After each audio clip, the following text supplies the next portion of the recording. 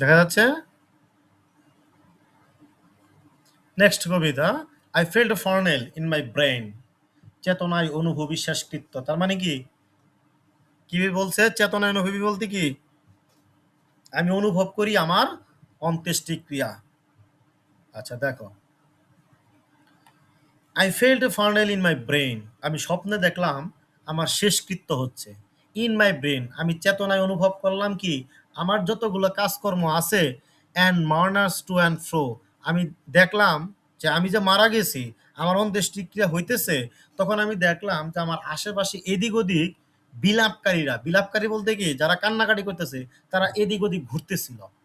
Keep treading treading till it seemed, তারা পাইচারি করতেছিল এবং আমার আশেপাশে তারা পাইচারি করতেছিল।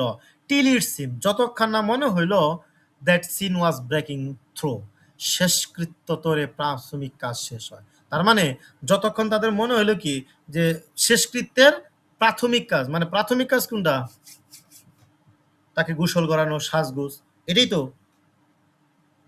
হ্যাঁ, অর্থাৎ তারা যে কান্নাকাটি, তারা যে এই কবির পাশে আশেপাশে ঘুরতেছিল আর কান্নাকাটি করতেছিল, এটা কবি কি অনুভব করতেছে, এবং তারা এটা ততক্ষণ পর্যন্ত করছিল যতক্ষণ না পর্যন্ত কবির কি হচ্ছে, সাজগোজটা শেষ না হচ্ছে। এখানে কবি কি বুঝাইছে? এখানে কবি বলছে তিনি এক সময় স্বপ্ন দেখলেন যে তিনি মারা গেছেন। কিছু বিলাপকারী তার পাশে ঘুরঘুর করছিল এবং কান্নাকাটি করছিল। তারা এটা করছিল যতক্ষণ না কি কবির শেষকৃত্যের জন্য যে সাজগোজ, সেটা শেষ যে পর্যন্ত না হবে ততক্ষণ পর্যন্ত তারা এটা করছিল। কারা করছিল এটা? বিলাপকারী। বিলাপ মানে যারা কান্নাকাটি করে। And when they all were seated, যখন তারা সবাই বসলো সমাধি কর্ম করার জন্য, মানে কবর দেওয়ার জন্য। A service like a drum, যখন সমাধি করার জন্য তারা সবাই মিলে বসলো, তখন তারা কি করলো? সেই কাজ করা শুরু করলো। তখন শুরু করার আগে তারা কি করলো? ঢোলের মত ঢুলের লাইক এ ড্রাম, ড্রাম মানে কি ঢোল, ঢোলের মতো তারা কি করলো? ঢোলের তালের মতো মৃত্যুর ঘণ্টাধ্বনি বাজাতে শুরু করলো।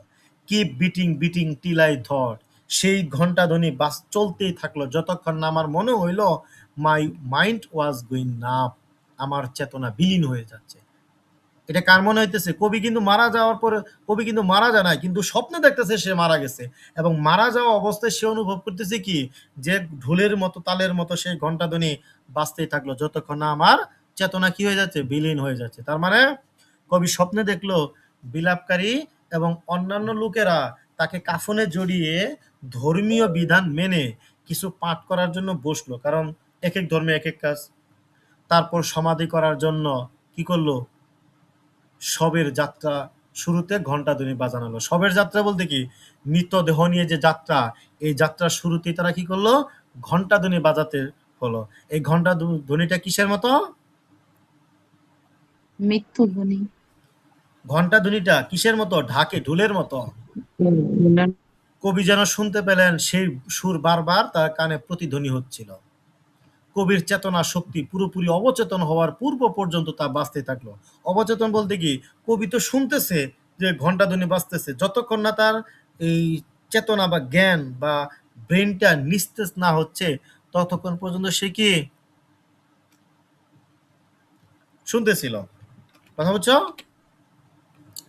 জি অ্যান্ড ভাইয়া। Then and then I hear them lift a box, এরপর আমি শুনতে পেলাম তারা কফিনটা কাঁধে করে আনলো। And creak across my soul, কফিনের কচমচ বা কচকচ শব্দ যেন আমার আত্মায় এসে সেই শব্দটা লাগলো। নাম কি? ক্রেক অ্যাক্রস, শব্দটার অর্থ কি? কচমচ ক্রেক শব্দ হওয়া। অ্যাক্রস। হ্যাঁ, ক্রেক অ্যাক্রস মানে শব্দের অর্থটা কি? কচকচ শব্দ হওয়া, কসমস শব্দ হওয়া। কাগজ যদি চাপ দাও শব্দ হয় না? যেমন এই যে পটেটোর যে চিপস গুলা যখন খাও, যখন ছিঁড়ো, কসকস শব্দ হয় না? হ্যাঁ। তো কবি ওইটা বলতেছে যে কি আমার আত্মায় এসে শব্দ লাগলো, কিরকম শব্দ? আমি শুনতে পেলাম কফিনটা তারা কাঁধে এলো, এবং আমার আত্মায় এসে কফিনের কসকস শব্দটা আমার আত্মায় এসে লাগলো, আমি অনুভব করলাম। With those same boots of lead again, সেই বিলাপকারীর পদধ্বনি মানে পায়ের ধ্বনি আমি আবার পুনরায় শুনতে পেলাম। তার মানে কি? মৃত্যু দেহ নিয়ে তো যাচ্ছে, পিছনে পিছনে যারা কান্না করে আসতেছে তাদের পায়ের ধ্বনি কবি শুনতে পেলেন। দেন স্পেস বিগান টু টল, সেই ধ্বনি মিশে যায়, সেখানেও ঘন্টা বাজায়। কি করে, কোথায় ঘন্টা বাজায়?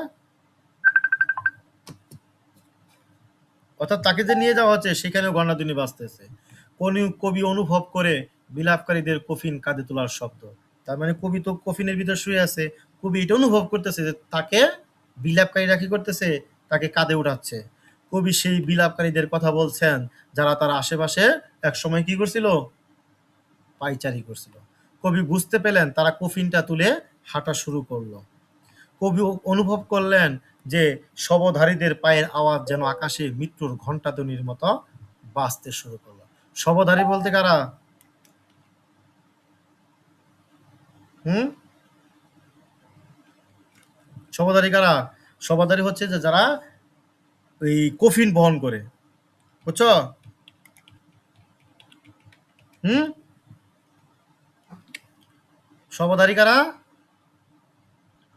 যারা হচ্ছে কফিন কফিনটা বহন করে। বহন করে। কবি বলতেছে এই যে যারা আমাকে কফিন নিয়ে যারা যাচ্ছে তাদের পায়ের আওয়াজটা তো আমার কানে আসতেছে, এটা দ্বারা বোঝাচ্ছে কি, মৃত্যুর ঘণ্টাধ্বনির মতো।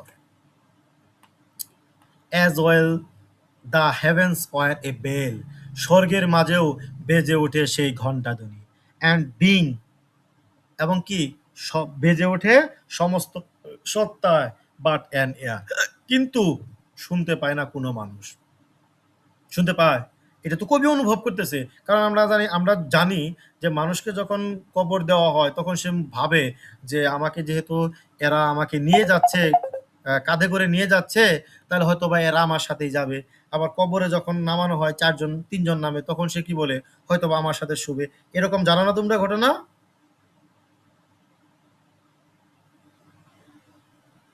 জানো ঘটনা? এরকম আমরা জানি বা শুনছি। তো এটাও কবি কি করতেছে, অনুভব করতেছে যে যে আমি যে ঘন্টাধ্বনিটা অনুভব করতেছি, এটা কি মানুষ শুনতে পাবে, জীবিত মানুষ? না। And I and silence some strange race, শুনতে পাই আমি, শোনা যায় সেই নির্জন কফিনের গায়ে, কিছু স্বর্গের দূতেরাও সেটা শুনতে পায়। র্যাক্ট সলিটারি হেয়ার, এরপর সব শেষ হয়, শুরু হয় চির একাকিত্ব। তার মানে কি, কবিকে যখন কাঁধে বহন করা হয়, কবি ভাবতেছে হয়তো বা এরা আমার সাথে যাবে, আমি এদের পায়ের শব্দধ্বনি শোনা যাচ্ছি, কিন্তু আমার এই যে শব্দটা আমি শুনতে পাচ্ছি, এটা পার্থিব মানুষ কেউ শুনতে পাচ্ছে না। এটা শুনতে পাচ্ছে কে? কবি শুনতে পাইতেছে, এবং কিছু স্বর্গের দূত শুনতে পাচ্ছে। যখন তাকে কবরে রাখা হয়, শোয়ানো হয়, বাকিরা যখন উঠে এসে, তখন কি হয়, এখানেই কবির একাকিত্ব শুরু হয়। এর জন্য কবি বলতেছে, কবি অনুভব করেন স্বর্গেও যেন মৃত্যুর আগমনের ঘণ্টাধ্বনি বেজে উঠল। কোন কবি অনুভব করলেন পথচারীদের সাথে ছিল তার কি, সত্তা, কিছু জীবিত মানুষ এবং দেবদূতেরা। কারণ ওই এরা তো আর এই শব্দগুলো শুনতে পারে নাই, কিন্তু কবি কফিনের মাঝে ছিল কি, একা। এই জন্য সে কি করছিল, একা একাই একাকিত্ব বিরাজ করছিল বা অনুভব করছিল। কথা বুঝছো? জি ভাইয়া। And then a plank in reason a broke, এরপর কাঁধ থেকে নামালো কফিন, রাখলো কবরের মাঝে। কবি বলতেছে যে আমাকে নামালো, তারপর কবরের মাঝে রাখলো। And I drop down and down, তারপর কি, আমি ধপাস করে নিচে পড়ে যাই। নিচে পড়ে যায় বলতে গিয়ে একদম মাটির নিচে, কবরে। And hit a world at every plank, মাটিতে গিয়ে আছাড় খাইলাম। কিভাবে? এট এট এভরি প্ল্যাঙ্ক, নিক্ষেপ করা মাত্রই তখন আমার কি হইলো, অ্যান্ড ফিনিশ নোয়িং দ্যাম, যখন আমি যখন মাটিতে পড়ে গেলাম, আছাড় খাইলাম, আছাড় খাওয়ার সাথে সাথে আমার কি হইলো, আমার যত চেতনা ছিল, জ্ঞান ছিল, সবগুলোই কি হইলো, হারিয়ে গেল।